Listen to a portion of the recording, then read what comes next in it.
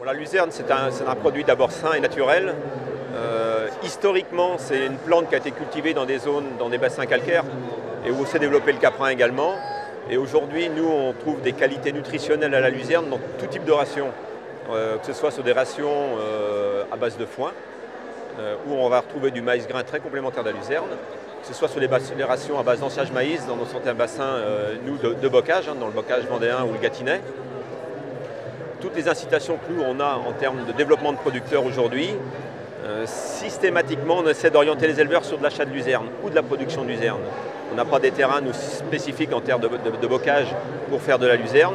Donc, quand on peut orienter les éleveurs sur de l'achat de luzerne, type foin de luzerne, type brin court, ou alors de la luzerne déshydratée, on essaie dans les rations systématiquement d'en mettre.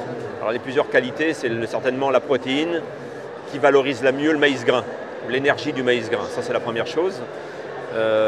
L'intérêt au niveau d'une ration ensuite, c'est ses qualités au niveau de la repro, sa richesse en bêta-carotène, entre autres. Et on a des qualités au niveau des conduites de reproduction, des conduites d'élevage, des conduites alimentaires, qui sont, avec la luzerne, c'est un aliment qui est très complémentaire dans nos rations.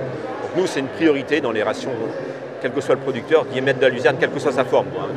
On la met sous forme de déshydraté, de foin, de brin long, de brin court.